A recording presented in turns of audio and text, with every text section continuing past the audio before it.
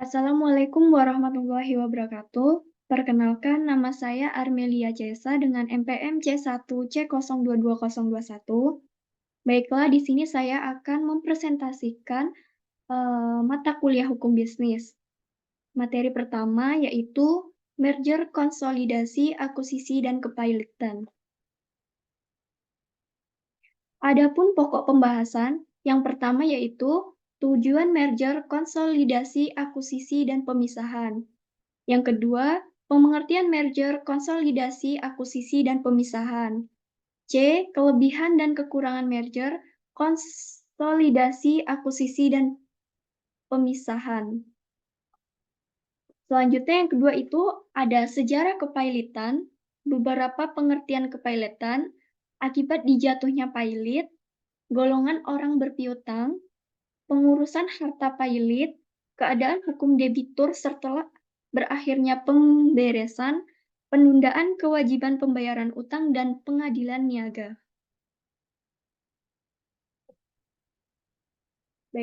Baiklah, part pertama yaitu ada tujuan merger, konsolidasi, akuisisi, dan pemisahan.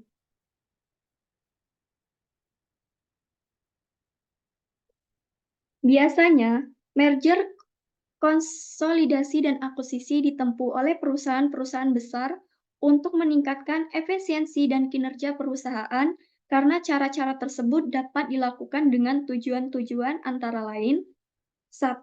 Membeli produk lain atau lens untuk melengkapi produk lain dari perusahaan yang akan mengambil ahli, atau menghilangkan ketergantungan perusahaan tersebut pada produk lain atau servis lain yang ada pada saat ini.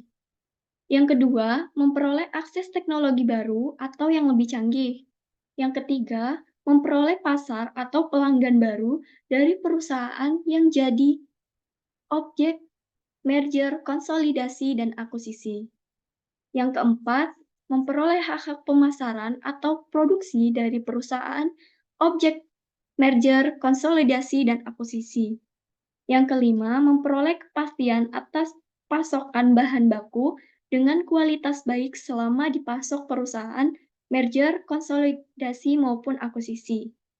Yang keenam, melakukan investasi atau keuangan atas keuangan perusahaan yang berlebihan dan tidak terpakai. Yang ketujuh, mengurangi dan menghambat persaingan. Dan yang kedelapan, mempertahankan kontinuitas bisnis.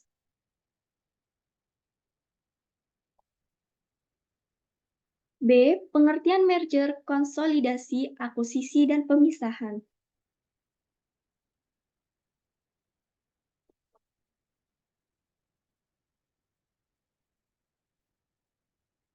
Merger atau penggabungan usaha adalah penggabungan dari dua perusahaan atau lebih dengan cara tetap mempertahankan berdirinya salah satu perusahaan dan melikuidasi perusahaan-perusahaan lain. Konsolidasi atau peleburan usaha adalah penggabungan dari dua perusahaan atau lebih dengan cara mendirikan perusahaan baru dan melikuidasi perusahaan-perusahaan yang ada. Selanjutnya, akuisisi adalah pengambil alih kepemilikan suatu perusahaan.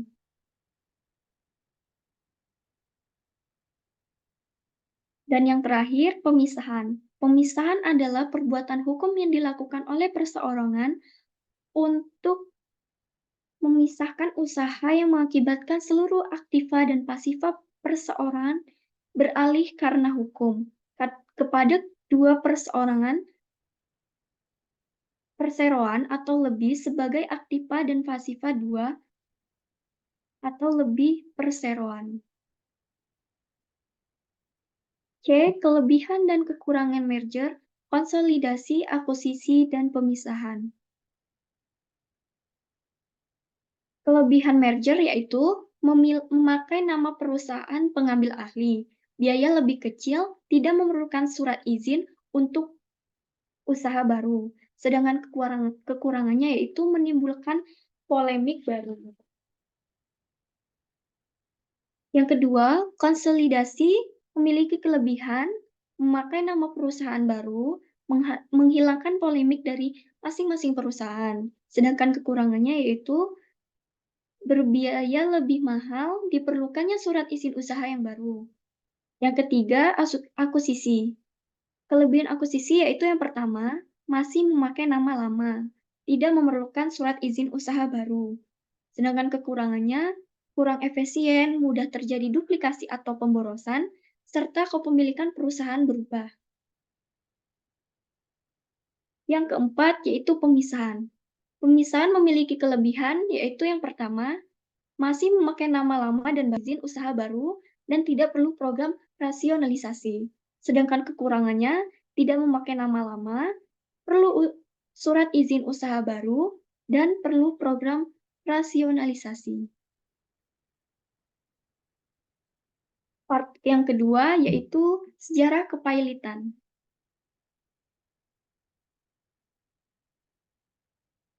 Pailit pada masa Hindia Belanda tidak dimasukkan ke dalam KUH Dagang dan diatur dalam peraturan tersendiri ke dalam Facilitasement Verordening sejak 1906 yang dahulu diperuntukkan bagi pedagang saja, tetapi kemudian dapat digunakan untuk golongan mana saja. Tahun 1997, ketika krisis ekonomi melanda Indonesia, di mana hampir seluruh sendi kehidupan perekonomian nasional rusak, termasuk dunia bisnis dan masalah keamanan investasi di Indonesia. Krisis tersebut membawa makna perubahan yang sangat penting bagi perkembangan peraturan kepailitan di Indonesia selanjutnya. Sehingga pada 1998, pemerintah mengeluarkan Undang-Undang Nomor 4 Tahun 1998 tentang kepailitan yang merupakan perbaikan terhadap Facilitasement Verordening pada 1996, adanya penambahan pasal yang mengatur tentang penundaan kewajiban pembayaran utang atau PKPU, mengenal istilah pengadilan niaga di luar pengadilan umum untuk menyelesaikan sengketa bisnis. Sedangkan pada tahun 2004, pemerintah mengeluarkan Undang-Undang Nomor 37 tentang kepailitan dan penundaan kewajiban pembayaran utang yang didasarkan pada beberapa asas, yaitu yang pertama ada asas keseimbangan.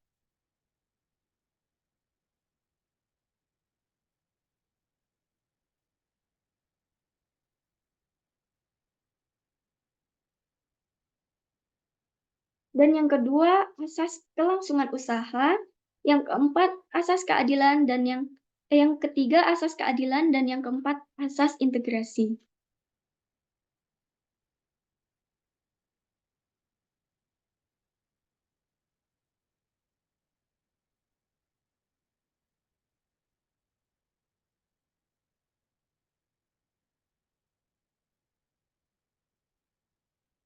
Yang B, beberapa pengertian kepailitan. Kepailitan adalah sita umum atau semua kekayaan debitur pailit yang pengurusan dan pemberesannya dilakukan oleh kurator di bawah pengawasan hakim. Pengawasan sebagaimana diatur dalam Undang-Undang Nomor 37 Tahun 2004. Tujuan pernyataan pailit adalah untuk mendapatkan suatu penyitaan umum atas kekayaan debitur untuk kepentingan semua orang yang mengutanginya. C. Akibat dijatuhkannya pailit.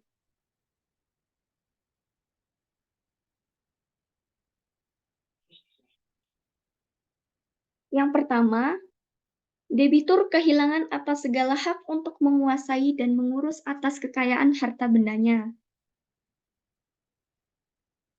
Yang kedua, utang-utang baru tidak lagi dijamin oleh kekayaan.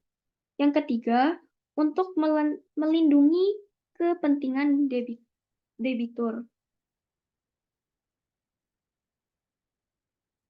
Dan yang keempat, harus diumumkan di 2 surat kabar. D. Golongan orang yang berpiutang. Menurut pasal 55, Undang-Undang Nomor 37 Tahun 2004, para kreditur dapat dibagi dalam beberapa golongan. Yang pertama itu adalah golongan separatisan, yaitu kreditur pemegang gadai, jaminan atau hak atas kebendaan lainnya. Dan yang kedua, golongan dengan hak privilege atau orang-orang yang mempunyai tagihan dan diberikan kedudukan istimewa. Sebagai contoh, penjual barang yang belum menerima bayarannya dan mereka ingin menerima pelunasan terlebih dahulu dari pendapatan penjualan barang yang bersangkutan, setelah itu barulah kreditur lainnya.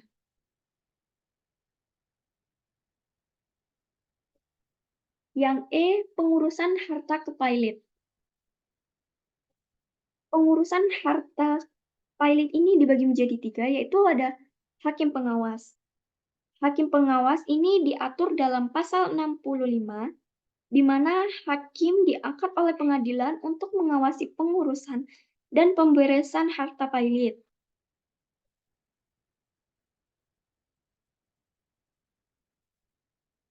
Yang kedua, kurator. Kurator ini memiliki tugas pertama melakukan pengurusan atau pembebasan harta pilot. Terus yang kedua, setelah perbuatan kurator tidak segala perbuatan kurator tidak harus mendapatkan persetujuan dari debitur, meskipun dipersyaratkan. Dan yang ketiga, dapat melakukan pinjaman dari pihak ketiga. Dan yang keempat, kurator itu bisa balai harta peninggalan, BHP atau kurator lainnya yang diatur pada pasal 70 ayat 1. Dan yang ketiga, panitia kreditur. Dalam putusan pilot atau dengan penetapan, pengadilan dapat membentuk panitia kreditur yang terdiri dari 3 orang, yang dipilih dari kreditur yang akan dikenalkan dengan maksud memberikan nasihat kepada kurator. Setelah pencocokan utang selesai dilakukan, maka hakim pengawas wajib menawarkan kepada kreditur untuk membentuk panitia kreditur tetap. Yang F, keadaan hukum debitur setelah berakhirnya pemberesan. Setelah daftar pembagian penutup menjadi meningkat, maka kreditur memperoleh kembali hak eksekuensi terhadap harta debitur mengenai piutang mereka yang belum dibayar. Pengakuan suatu piutang mempunyai kekuatan hukum tetap terhadap debitur seperti suatu putusan pengadilan yang tetap memperoleh kekuatan hukum. G, penundaan kewajiban pembayaran utang.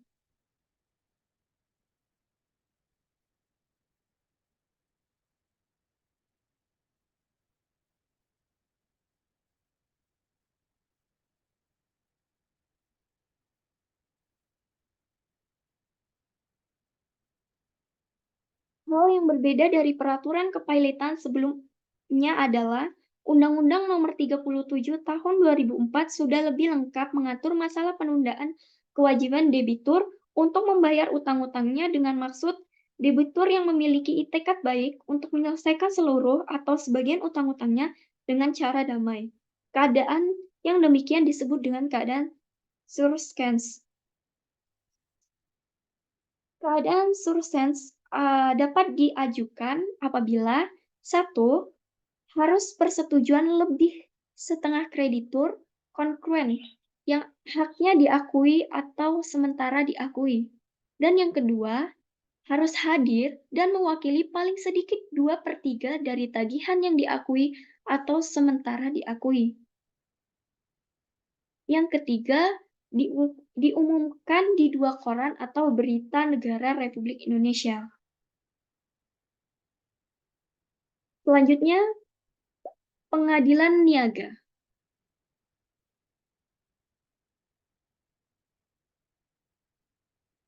Adapun tugas dan fungsi dari pengadilan niaga, yaitu yang pertama,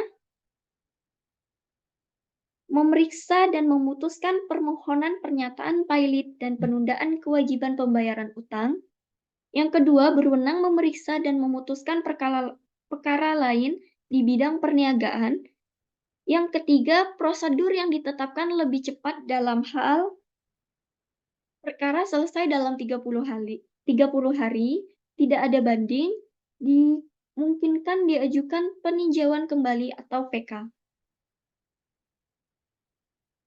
Materi selanjutnya yaitu paten. Pokok pembahasannya yaitu ruang lingkup paten, permohonan paten, pengalihan dan lisensi paten, pembatalan paten, paten sederhana, PCT, dan TRIPS.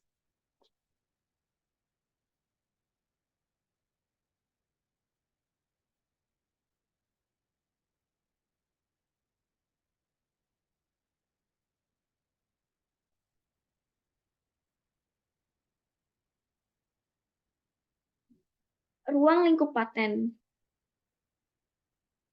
Menurut Undang-Undang Nomor 14 Tahun 2001, paten adalah hak eksklusif yang diberikan negara kepada penemu di bidang teknologi selama waktu tertentu, melaksanakan sendiri investasinya, atau memberikan persetujuan kepada orang lain untuk melaksanakannya, dan dalam hal ini pemegang paten adalah penemu sebagai pemilik paten. Pendaftaran paten adalah wajib bagi investor. Perlindungan hukum baru diberikan negara kepada investor apabila pendaftaran paten tersebut telah dilaksanakan.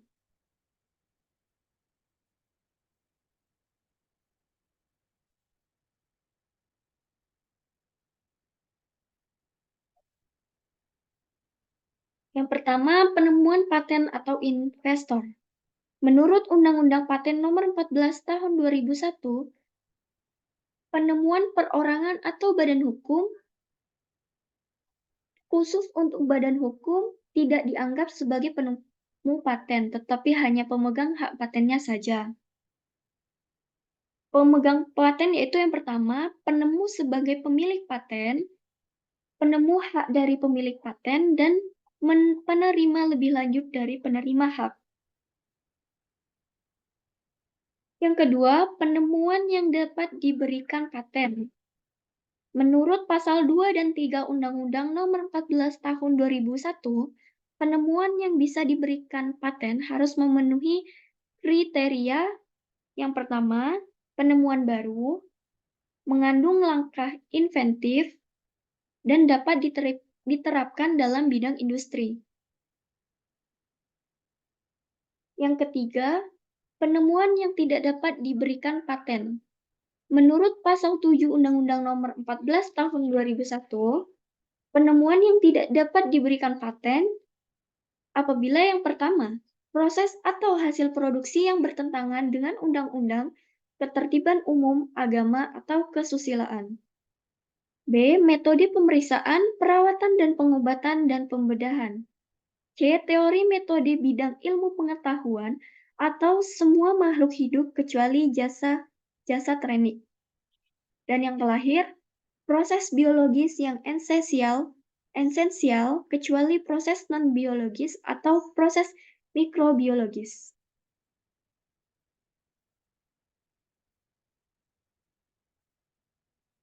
Yang keempat, penemuan tidak dianggap telah ditemukan. Menurut pasal 4 Undang-Undang Nomor 14 Tahun 2001, penemuan yang tidak dianggap telah diumumkan jika 6 bulan sebelum permintaan paten diajukan. Pertama, penemuan tersebut dipertunjukkan dalam suatu pameran internasional di Indonesia atau di luar negeri yang resmi, diakui secara resmi, terus dalam suatu pameran nasional di Indonesia resmi atau diakui sebagai resmi, dan yang terakhir penemuan dalam rangka percobaan dengan tujuan penelitian dan pengembangan.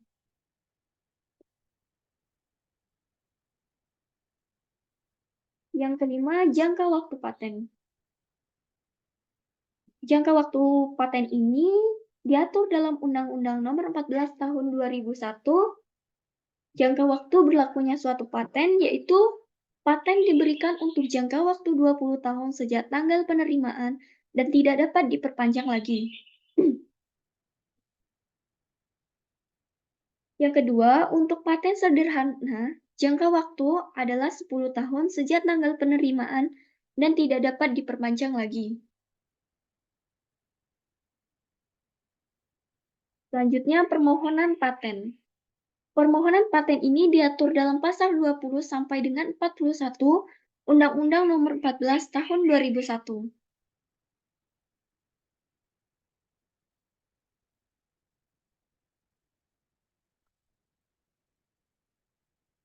Dan yang C, pengalihan dan lisensi paten.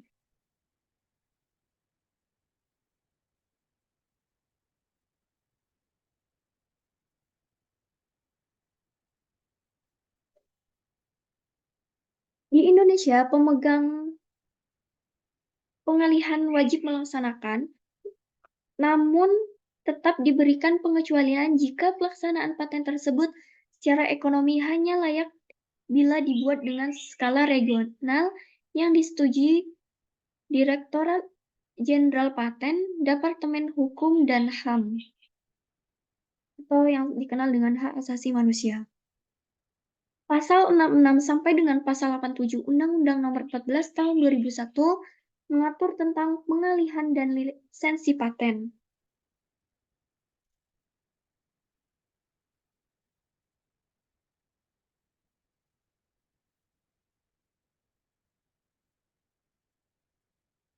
D. Pembatalan paten.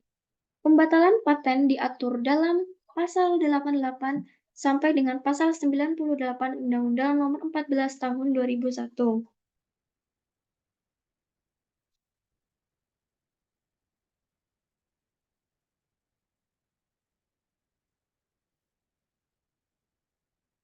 Dan E. Paten sederhana. Paten sederhana diatur dalam pasal 104 sampai dengan pasal 109 Undang-Undang Nomor 14 Tahun 2001 yang dapat diberikan paten sederhana. 1. Hanya untuk investasi, terus investasi berupa produk kasat mata yang memiliki kualitas sederhana. 3. Permohonan pemeriksaan substantif.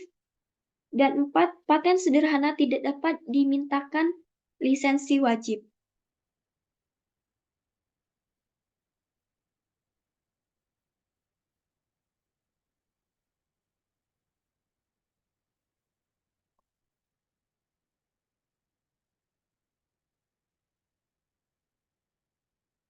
Dan yang terakhir, PCT atau TRIPS. Patent Compression 3D atau PCT adalah Traktat Internasional Kerjasama Paten yang bertujuan untuk melaksanakan kemajuan ilmu pengetahuan dan teknologi, perlindungan hukum terhadap setiap investasi. Materi selanjutnya yaitu mengenai merek dan indikasi geografis.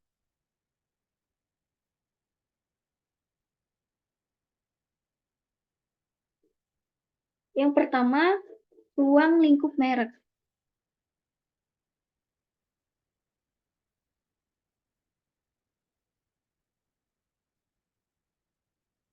Merek atau mark dalam bahasa Belanda atau brand dalam bahasa Inggris diatur dalam Undang-Undang Nomor 15 Tahun 2001 yang merupakan perbaikan dan penyempurnaan dari Undang-Undang Nomor 14 Tahun 1997 dan Undang-Undang Nomor 19 Tahun 1992.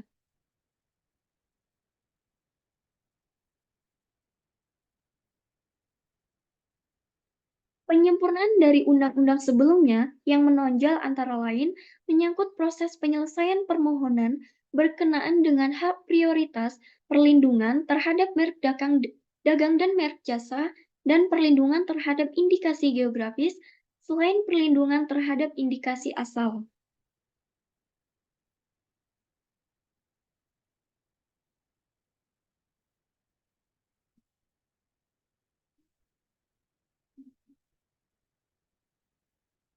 Mengingat merek merupakan bagian dari kegiatan perekonomian atau bisnis penyelesaian sengketa, merek pun memerlukan peradilan khusus, yaitu peradilan niaga.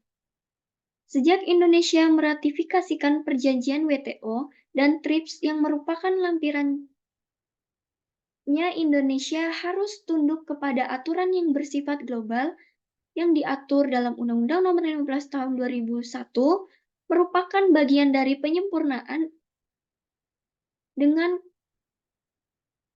Kepres Nomor 17 Tahun 1997. Indonesia telah mengesahkan merek Law Trade atau TLT yang merupakan perjanjian internasional menyangkut penyederhanaan dan pengharmonisasian prosedur administrasi dan kaitannya dengan aplikasi nasional dan perlindungan merek.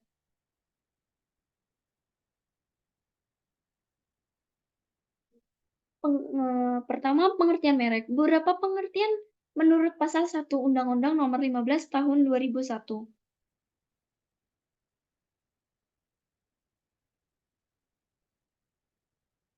Yang pertama, merek. Merek adalah tanda yang dapat ditampilkan secara grafis berupa gambar logo, nama, kata huruf, angka, susunan warna dalam bentuk 2 dimensi atau 3 dimensi.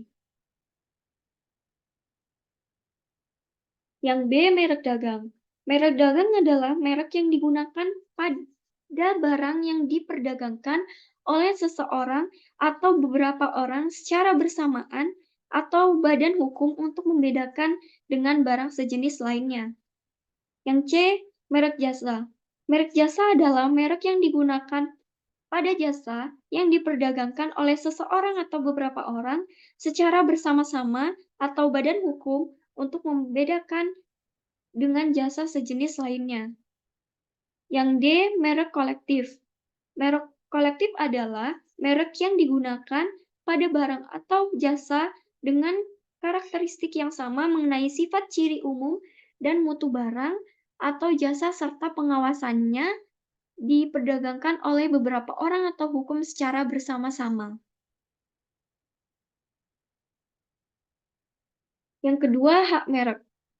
Hak merek adalah hak eksklusif yang diberikan negara kepada pemilik merek yang terdaftar dalam daftar umum merek untuk jangka waktu tertentu, memakai sendiri merek tersebut, atau memberi izin kepada seseorang atau beberapa orang secara bersama-sama atau badan hukum untuk menggunakannya. Diatur dalam pasal 3.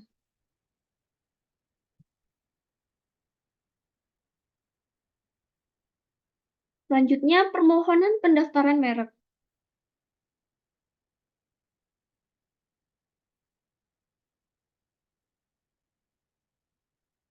Pasal 4 Undang-Undang Merek ini menyatakan permohonan pendaftaran merek diajukan oleh pemohon atau kuasanya kepada Menteri secara elektronik atau non-elektronik dalam bahasa Indonesia.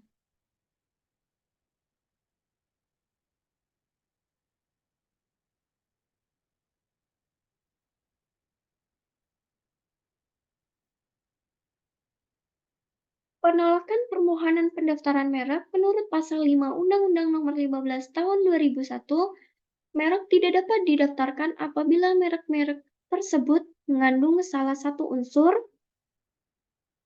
A. Bertentangan dengan peraturan dan perundang-undangan yang berlaku, moralitas, agama, kesusilaan, atau ketertiban umum. B. Tidak memiliki daya pembeda. C. Telah memiliki dan telah menjadi milik umum. Dan yang terakhir merupakan keterangan atau berkaitan dengan barang atau jasa yang dimohonkan pendaftarannya.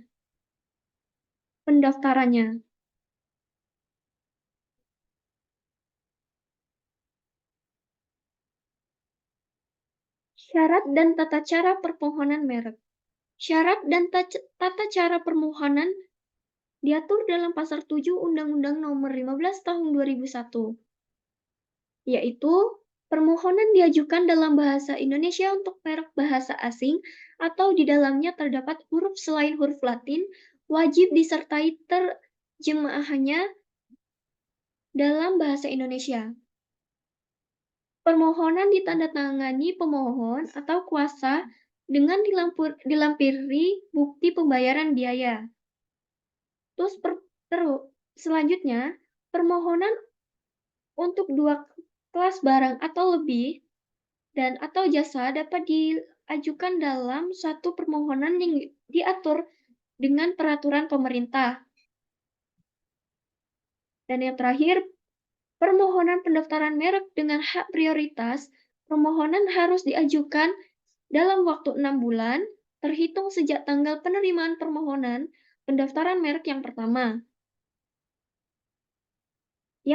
kali diterima di negara lain yang merupakan anggota WTO.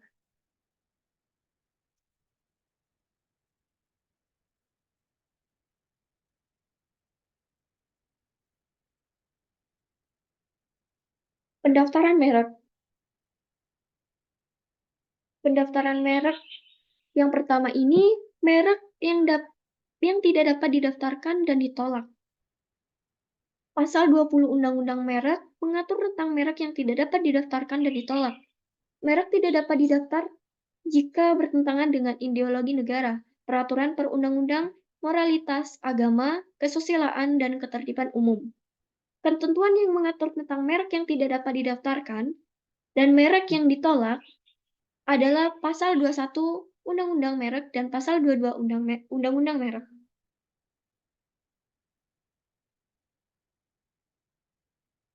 Pasal 20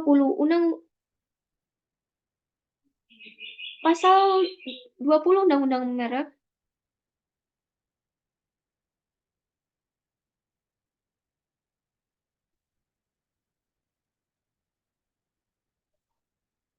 dalam Pasal 21 Undang-Undang Merek mempunyai persamaan pada pokoknya atau keseluruhan dengan merek terdaftar pihak lain dan dimohonkan lebih dahulu oleh pihak lain untuk barang atau jasa sejenis. Permohonan ditolak jika merek tersebut merupakan atau menyerupai nama atau singkatan nama orang terkenal, foto atau nama badan hukum yang dimiliki orang lain. Yang kedua, pemeriksaan substansi merek.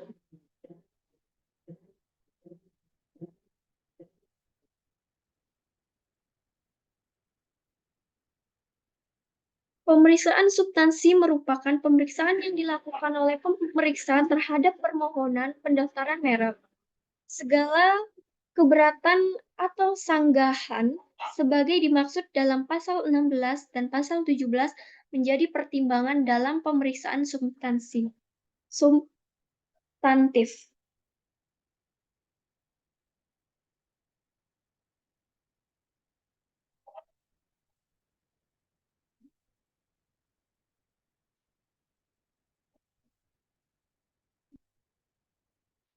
Dalam Pasal 16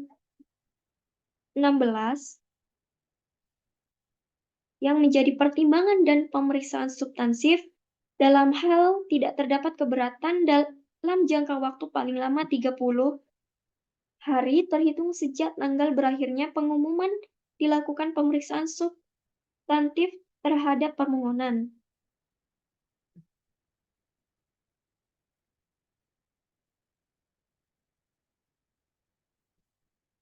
Yang ketiga, perbaikan sertifikat. Pasal 27 Undang-Undang Merek ini mengatur mengenai perbaikan sertifikat. Pemilikan merek terdaftar atas kuasanya dapat mengajukan permohonan perbaikan secara tertulis kepada Menteri dalam hal terdapat kesalahan sertifikat merek sebagaimana dimaksud dalam Pasal 25 tanpa dikenakan biaya.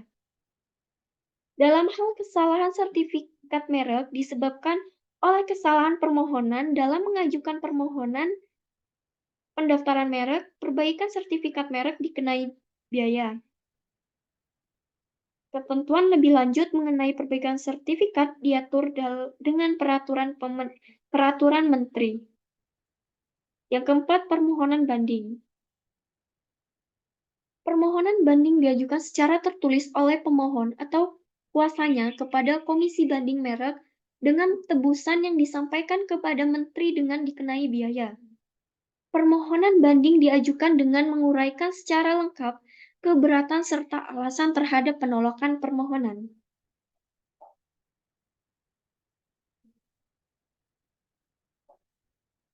5. Komisi Banding Merek. Pasal 33 Undang-Undang Merek mengatur tentang Komisi Banding Merek. Komisi Banding Merek ini terdiri atas seorang ketua merangkap anggota, seorang wakil ketua merangkap anggota, ahli di bidang merek sebagai anggota, dan pemeriksaan senior sebagai anggota. Anggota Komisi Banding Merek berjumlah paling banyak 30 orang. Sedangkan pasal 34 Undang-Undang Merek menyatakan ketentuan lebih lanjut mengenai syarat dan tata cara pengangkatan anggota, susunan organisasi, tugas, dan fungsi Komisi Banding Merek diatur dengan peraturan pemerintah. 6. Jangka waktu perlindungan dan perpanjangan.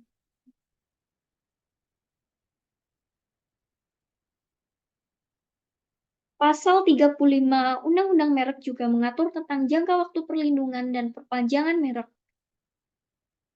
Merek terdaftar mendapatkan perlindungan hukum untuk jangka 10 tahun sejak tanggal penerimaan.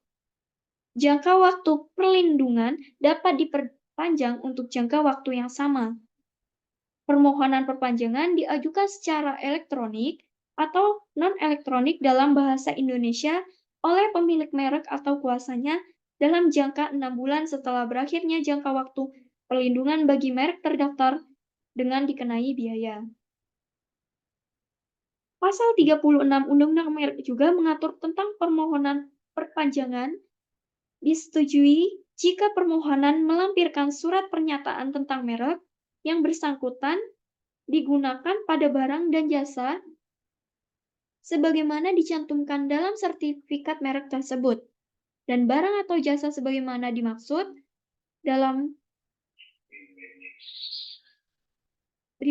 masih diproduksi dan diperdagangkan.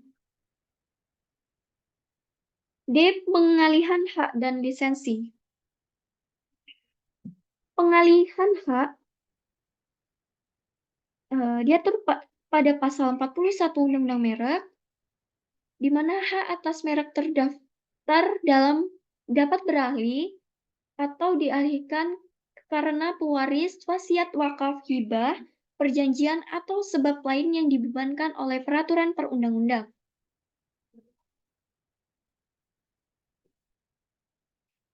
Ketentuan yang mengatur lisensi selanjutnya adalah pasal 43 Undang-Undang Merek dan pasal 45 Merek.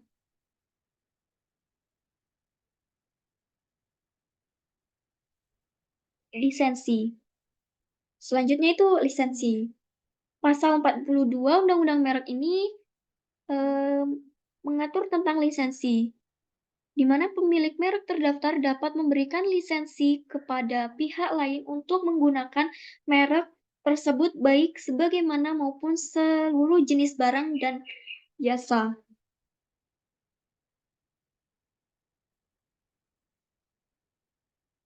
E. Merek kolektif. Pasal 46 Undang-Undang Merek mengatur bahwa permohonan pendaftaran merek sebagai merek kolektif hanya dapat diterima jika dalam permohonan dengan jelas dinyatakan bahwa merek tersebut akan digunakan sebagai merek kolektif.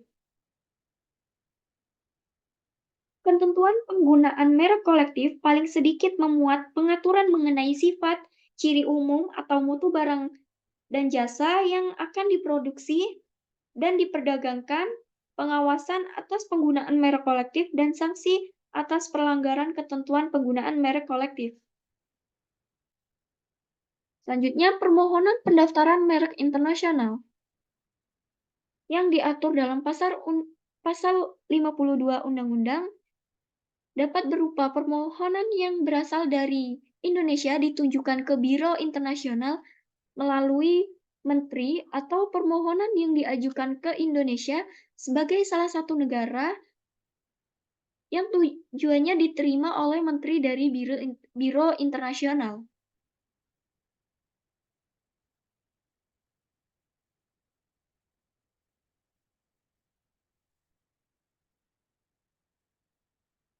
Indika, indikasi geografis yang diatur dalam Pasal 53 Undang-Undang Merek.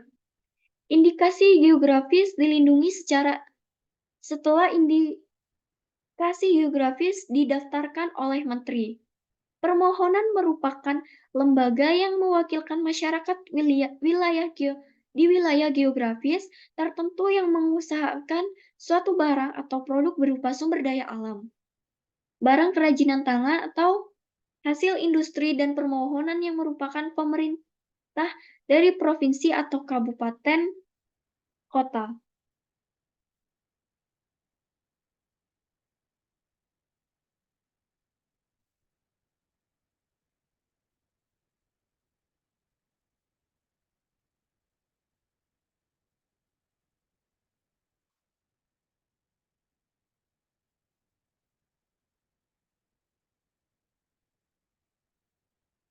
Pertama, pendaftaran indikasi geografis yang diatur dalam Pasal 56 Undang-Undang Merek, di mana permohonan geografis tidak dapat didaftarkan jika bertentangan dengan ideologi negara, peraturan perundang-undang, moralitas agama, kesusilaan, dan ketertiban umum.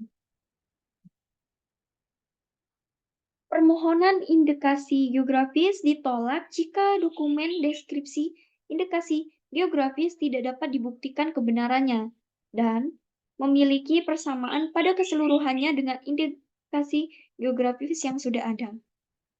Selain itu, Pasal 57 Undang-Undang Merek ini juga mengatur bahwa terhadap penolakan yang diminta banding kepada Komisi Banding Merek. Yang kedua, pemeriksaan substantif. Pasal 58 Undang-Undang Merek mengatur tentang pemeriksaan substantif. Ketentuan mengenai pemeriksaan substantif merek sebagaimana dimaksud dalam pasal 23 sampai pasal 26 berlaku secara muntadis bagi pemeriksa substantif. Yang ketiga, jangka waktu perlindungan dan perpanjangan. Pasal 61 Undang-Undang Merek mengatur jangka waktu perlindungan dan perpanjangan.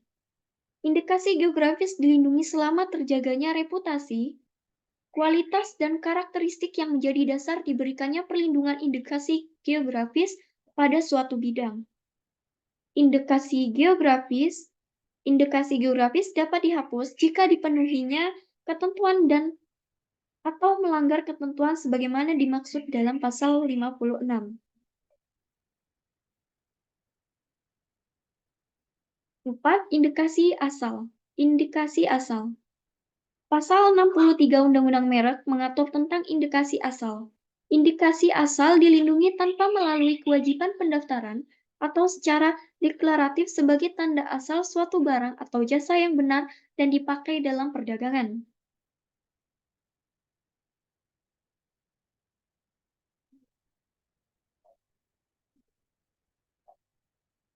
5. Pelanggaran atas indikasi geografis. Pasal 66 Undang-Undang Merek mengatur tentang pelanggaran atas indikasi geografis, mencakup pemakaian indikasi geografis, baik secara langsung maupun tidak langsung, atas barang dan produk yang tidak memenuhi dokumen deskripsi indikasi geografis.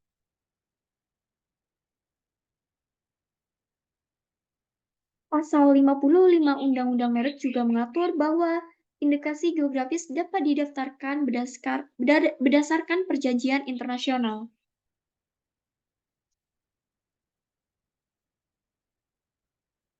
Yang keenam, ada gugatan. Gugatan ini diatur pada pasal 67 Undang-Undang Merek, di mana terhadap pelanggaran sebagaimana dimaksud dalam pasal 66 dapat diajukan gugatan. Pembatalan dan pencoretan pendaftaran merek diberitahukan secara tertulis kepada pemilik merek atas kuasanya dengan menyebutkan alasannya. Pembatalan dan pencoretan merek dicatat dan dituliskan dalam berita resmi merek.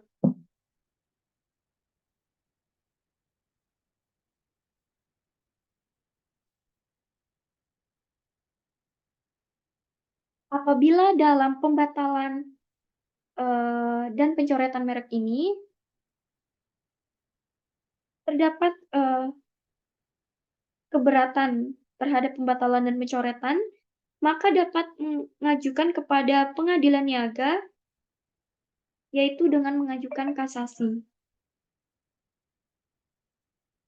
7. Pembinaan dan pengawasan indikasi geografis. Pasal 70 Undang-Undang Merek ini mengatur tentang pembinaan dan pengawasan indikasi geografis. Pembinaan indikasi geografis dilakukan oleh pemerintah pusat dan atau pemerintah daerah sesuai dengan kewenangannya. Pembinaan meliputi persiapan untuk pemenuhan persyaratan, permohonan indikasi geografis, permohonan pendaftaran indikasi geografis, pemanfaatan dan komersialisasi indikasi geografis, sosialisasi dan pemahaman atas perlindungan indikasi geografis, pemetaan dan inventarisasi potensi produk indikasi geografis, pelatihan dan pendampingan, pemantauan, evaluasi dan pembinaan, perlindungan hukum, dan fasilitas pengembangan pengelolaan dan pemasaran barang atau jasa produk indikasi geografis. Selain itu, pasal 71 Undang-Undang juga mengatur tentang pengawasan. Pengawasan dapat pula dilakukan oleh masyarakat. Pengawasan dilakukan untuk menjamin tetap adanya reputasi kualitas dan karakteristik yang menjadi dasar diterbitkannya indikasi geografis dan mencegah penggunaan indikasi geografis secara tidak sah. Selanjutnya, penghapusan dan pembatalan merek. Penghapusan diatur dalam pasal 72 Undang-Undang Merek, di mana permohonan penghapusan dapat diajukan oleh pemilik merek atau kuasanya, baik untuk sebagian atau untuk seluruh jenis barang dan jasa. Dalam hal masih terkait perjanjian lisensi, penghapusan hanya dapat dilakukan jika hal tersebut disetujui secara tertulis oleh penerima lisensi.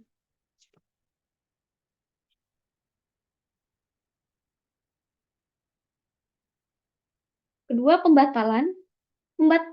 Pembatalan ini diatur dalam pasal 76 Undang Merek, di mana gugatan pembatalan merek terdaftar dapat diajukan oleh pihak yang berkepentingan berdasarkan alasan sebagaimana dimaksud pasal 20 atau pasal 21. Selain itu, pasal 77 Undang-Undang juga mengatur gugatan pembatalan pendaftaran merek yang hanya dapat diajukan dalam jangka waktu 5 tahun terhitung sejak awal pendaftaran merek. Selanjutnya, sistem jaringan dokumentasi dan informasi merek dan indikasi geografis. Pasal 80 Undang-Undang Merek ini mengatur sistem jaringan dokumentasi dan informasi merek dan indikasi geografis sebagaimana dimaksud dalam pasal 80. Diselenggarakannya melalui sarana elektronik dan non-elektronik yang dapat diakses secara nasional dan internasional.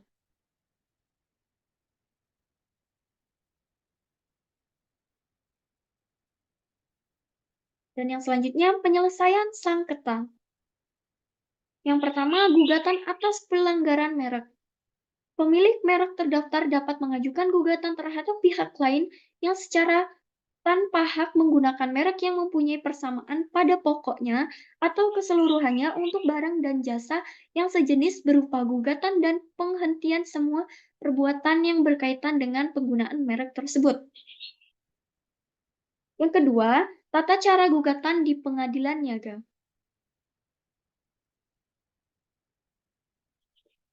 Pasal Undang-Undang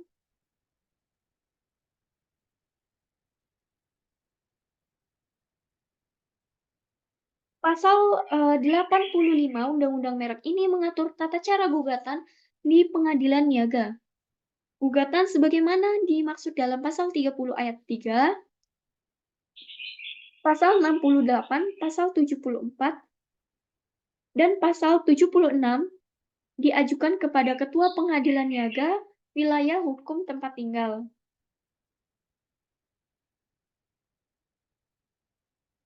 Yang ketiga, melakukan kasasi. Kasasi ini diatur dalam pasal 88 Undang-Undang Merek, di mana permohonan kasasi diajukan paling lama 14 hari setelah putusan yang dimohonkan kasasi diucapkan atau diberitahukan kepada para pihak dengan mendaftarkan kepada panitia pengadilan niaga yang telah memutuskan gugatan.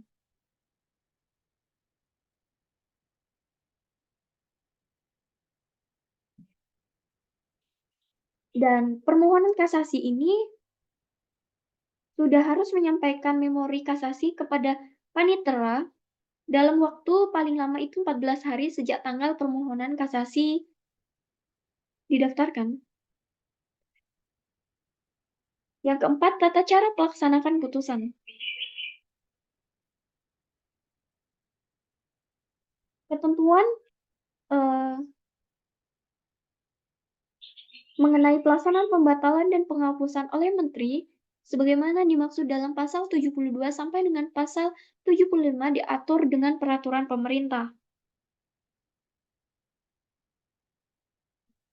Pelaksanakan pembatalan berdasarkan putusan pengadilan dilakukan setelah Menteri menerima salinan resmi putusan yang telah mempunyai kekuatan hukum tetap dan diumumkan dalam berita resmi merek. Pembatalan atau penghapusan pendaftaran diberitahukan secara tertulis kepada pemilik merek atau kuasanya dengan menyebutkan alasan pembatalan atau penghapusan dan penegasan bahwa sejak tanggal pencoretan, sertifikat merek yang bersangkutan dinyatakan tidak berlaku lagi. Pencoretan merek terdaftar diumumkan dalam berita resmi merek. Yang kelima, alternatif penyelesaian sengketa.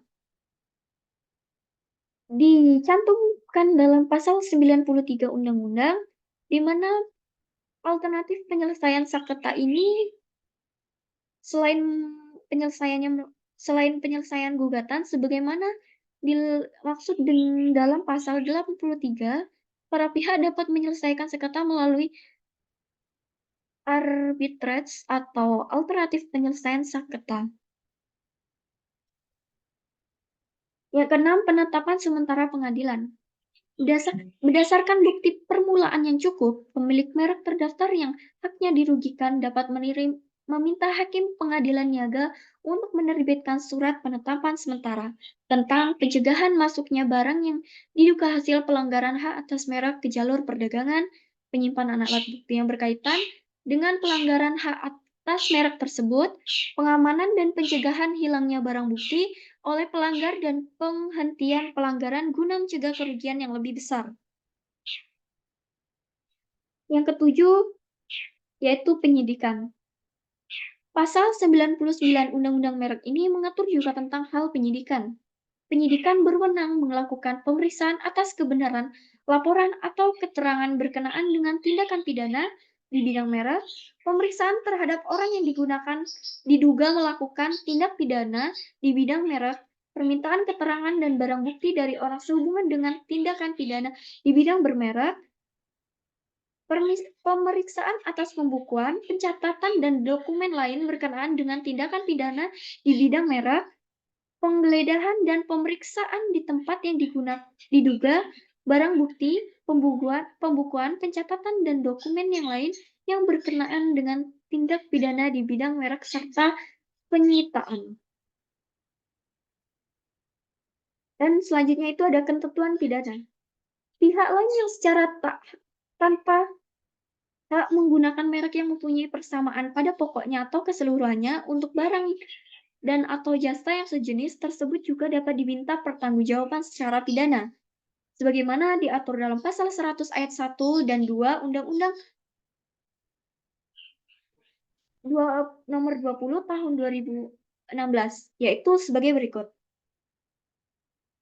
Ayat 1 di mana setiap orang yang dengan tanpa haknya menggunakan merek yang sama pada keseluruhannya dengan merek terdaftar milik pihak lain untuk barang atau jasa sejenis yang diproduksi dan diperdagangkan, maka dipidana dengan pidana penjara paling lama 5 tahun dan pidana denda paling banyak 2 miliar.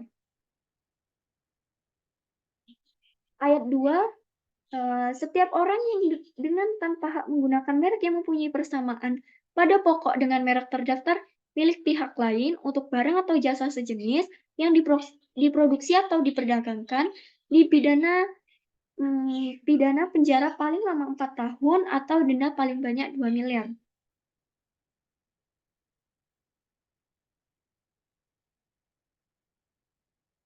Selain itu, kita juga dapat, membaca mengenai ketentuan pidana pelanggaran hak atas merek pada pasal 100 sampai 103 Undang-Undang Nomor 20 Tahun 2016 sebagai informasi tindak pidana dan sebagaimana dimaksud adalah delik aduan.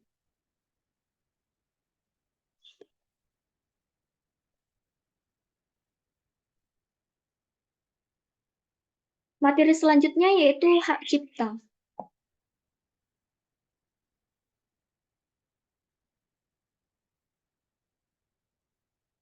Adapun topik pembahasannya yaitu yang pertama ruang lingkup hak cipta, yang kedua fungsi dan hak cipta, tiga hak ekonomi dan hak moral, empat hak terkait, lima ciptaan derivatif, enam pendaftaran hak cipta, tujuh lisensi dan lisensi wajib, delapan pelanggaran hak cipta, dan sembilan ketentuan pidana.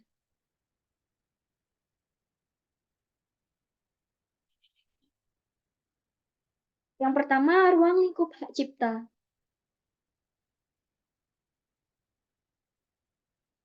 Hak cipta adalah hak eksklusif yang harus dimiliki oleh pencipta atau pemegang hak cipta untuk mengatur penggunaan hasil karya atau hasil olah gagasan atau informasi tertentu.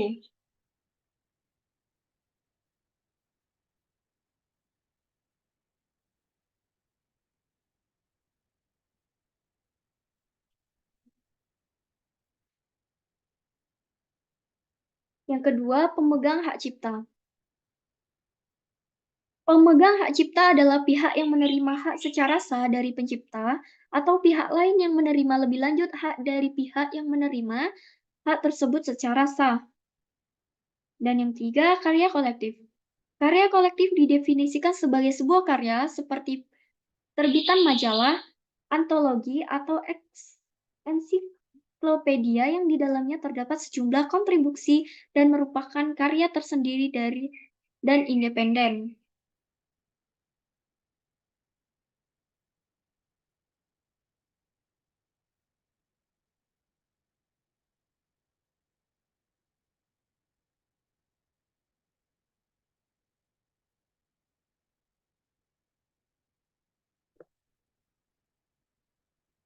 Dan yang selanjutnya itu ada penggadaan. Penggadaan adalah proses perbuatan atau cara menggadakan satu salinan ciptaan dan atau fonogram atau lebih dengan cara dan dalam bentuk apapun secara permanen atau sementara. Dan yang keenam, fikasi. Fikasi ini memiliki pengertian seperti perekam suara yang dapat didengar, perekam gambar atau keduanya yang dapat dilihat, didengar, digandakan, atau dikomunikasikan melalui perangkat apapun. Selanjutnya, fonogram. Fonogram adalah fiksasi suara pertunjukan atau suara lainnya yang tidak termasuk bentuk fikasi yang tergabung dalam sinematografi atau ciptaan audiovisual lainnya.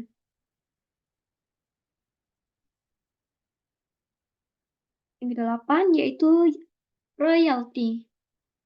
Yang dimaksud royalti adalah imbalan atas pemanfaatan hak ekonomi suatu ciptaan atau produk hak terkait yang diterima oleh pencipta atau pemilik hak terkait. Dan 9, lembaga manajemen kolektif. Lembaga manajemen kolektif adalah intuisi yang berbentuk badan hukum nirlaba yang diberi kuasa oleh pencipta, pemegang hak cipta, dan pemilik hak terkait.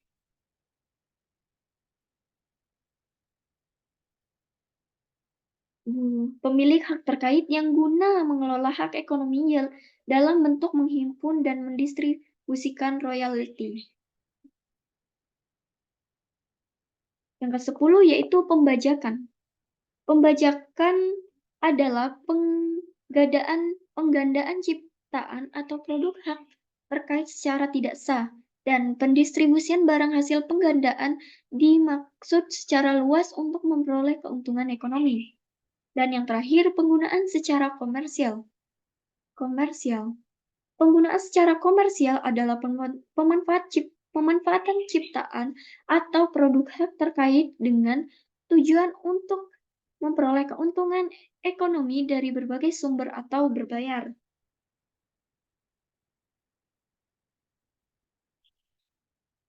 Yang selanjutnya yaitu fungsi dan sifat hak cipta.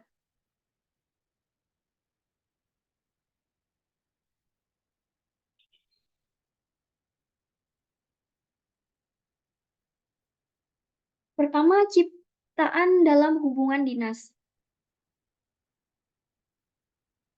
Hasil ciptaan dalam hubungan dinas dengan pihak lain di tempat kerja dimiliki oleh penciptanya, kecuali ada perjanjian lain. Hak pencipta tetap berlaku jika pengguna ciptaan melebihi hubungan dinas. Yang kedua, badan hukum sebagai pemilik hak cipta. Badan hukum dapat dianggap sebagai pemilik hak cipta jika mereka mengumumkan ciptaan tanpa menyebut penciptanya. Hak-hak ini berlaku selama 50 tahun sejak pertama kali diumumkan.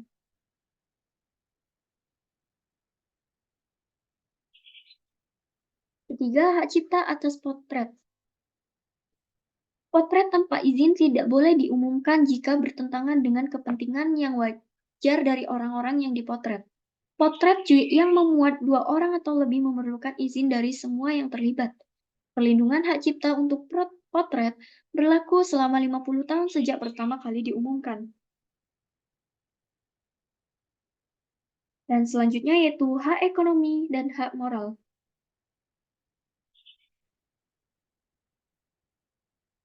Hak moral adalah hak yang melindungi pribadi atau reputasi pencipta dan melekat dalam diri seseorang pencipta.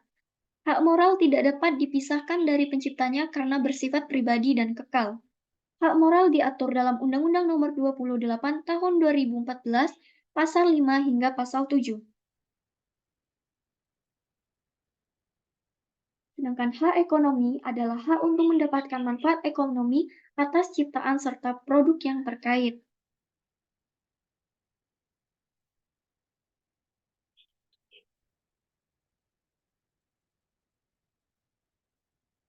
Dan materi selanjutnya itu hak terkait. Hak terkait adalah hak yang berkaitan dengan hak cipta yang merupakan hak eksklusif bagi pelaku pertunjukan, produser fonogram, atau lembaga penyiaran.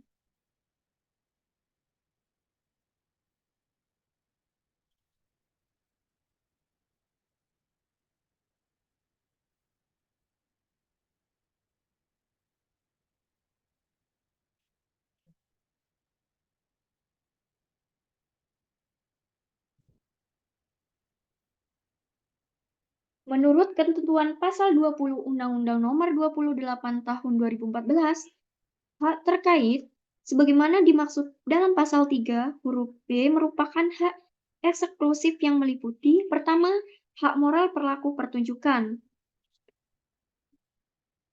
yang diberi perlindungan tanpa batas, waktu yang dicantumkan pada Pasal 57. Yang kedua, hak ekonomi pelaku pertunjukan diberikan perlindungan dan berlaku selama 50 tahun sejak pertunjukan difikasi yang diatur dalam Pasal 63. Dan yang ketiga, hak ekonomi produsen fonogram diberi perlindungan dan berlaku selama 50 tahun sejak fonogramnya difiksasi yang diatur pada Pasal 63. Yang terakhir, hak ekonomi lembaga penyiaran diberikan perlindungan dan berlaku selama 20 tahun sejak karya siarannya pertama kali disiarkan, yang diatur pada Pasal 63. Yang selanjutnya yaitu hak terkait.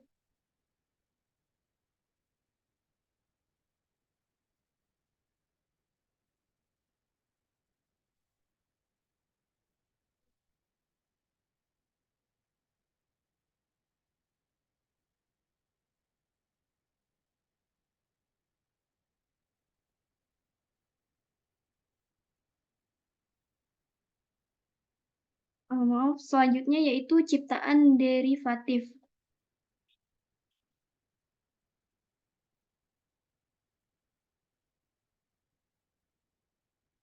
Derivatif adalah suatu kontrak keuangan yang terjadi antara dua pihak atau lebih dari dua untuk memenuhi suatu perjanjian atas penjualan atau pembelian aset maupun komoditas tertentu.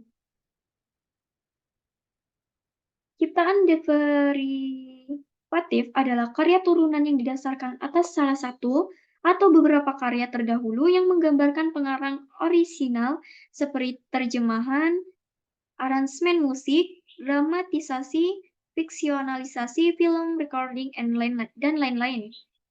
Dalam ciptaan derivatif, pemegang hak cipta mempunyai hak untuk mengecualikan orang lain atas karya kreatif dari daya cipta tersendiri. Selanjutnya, pendaftaran hak cipta.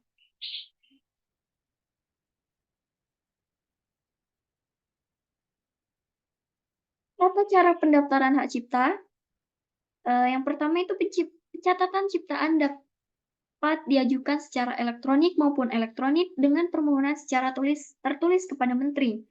Menyertakan contoh ciptaan, melampirkan surat pernyataan kepemilikan ciptaan, lalu membayar biaya pendaftaran atau pencatatan.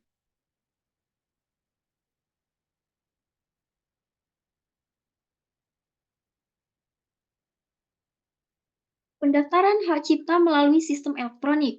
Yang pertama, dapat dilakukan dengan masuk ke situs hak cipta DGI Go ID, lakukan registrasi akun, lengkapi data-data, dan untuk mendapatkan password dan username.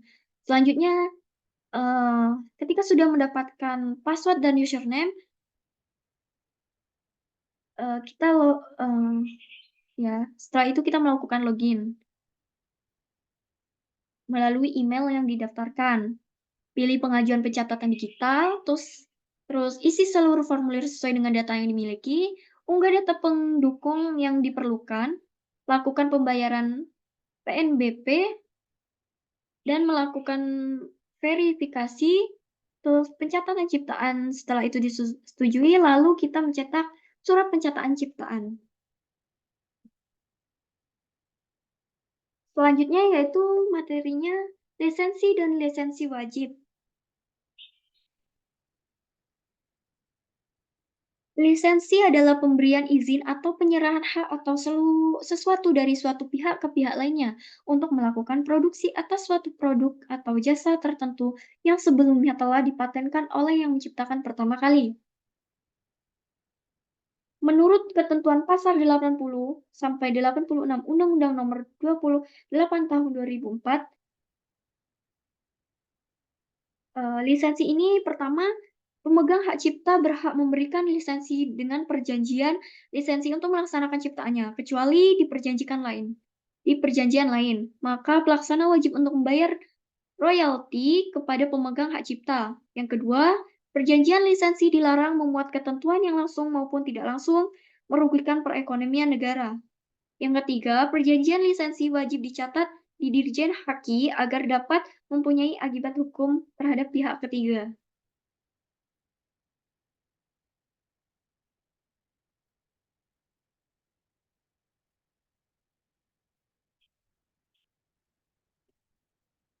Pada lisensi wajib, merupakan lisensi untuk melaksanakan paten yang dilaksanakan dasar keputusan, menteri. Permohonan dan pemberian lisensi wajib diatur pada Peraturan Menteri Hukum dan HAM Nomor 30 Tahun 2019 tentang tata cara pemberian lisensi wajib paten atau Permenkumham 30 2016 dan perubahannya pada Peraturan Menteri Hukum dan HAM Nomor 14 Tahun 2021.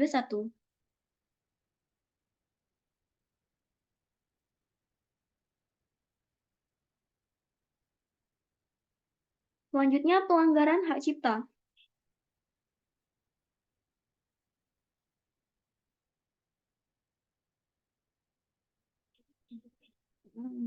Pelanggaran hak cipta ini mungkin dapat muncul dengan adanya akibat adanya satu masalah pembuktian dan pelanggaran hak cipta, di mana terdapat plagiarisme sulit dibuktikan secara langsung, Pelanggaran hak cipta sering terjadi dalam dua tahap, yaitu peniruan dan ketidakizinan. Yang kedua, doktrin pemakaian yang layak atau fair use. Di Amerika Serikat, doktrin fair use digunakan untuk tidak mengategorikan sebagai pelanggaran hak cipta. Namun, beberapa variabel digunakan untuk menentukan fair use terhadap tujuan pemakaian sifat karya hak cipta, porsi yang ditiru, pengaruh ekonomis, dan alasan terdakwa. Yang ketiga, sifat pekerjaan dalam doktrin of fair use, di mana ada faktor ekonomi dan potensi pengaruh ekonomi menjadi penentu dalam doktrin fair use. Hubungan sifat pekerja dengan faktor ekonomi mempengaruhi penentuan fair use.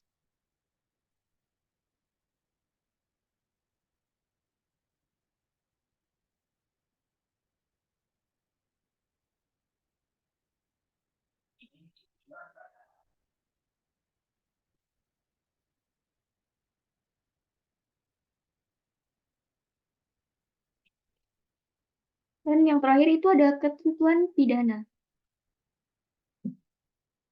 Ketentuan pidana merujuk pada aturan hukum yang mengatur sanksi atau hukuman yang akan dikenakan kepada seseorang yang terbukti melakukan tindakan pidana, di mana terdapat jenis hukuman yaitu berupa penjara, denda, hukuman mati, dan pembebasan bersyarat.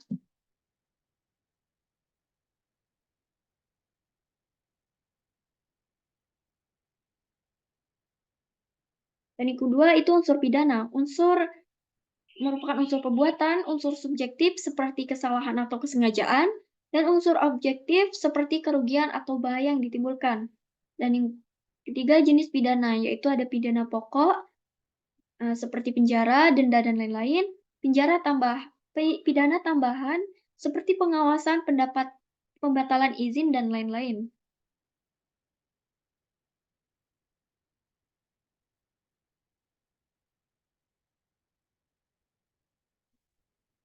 Oke, baiklah. Sekian materi hukum bisnis yang dapat saya presentasikan. Apabila ada kekurangan, saya mohon maaf. Saya akhiri. Wassalamualaikum warahmatullahi wabarakatuh.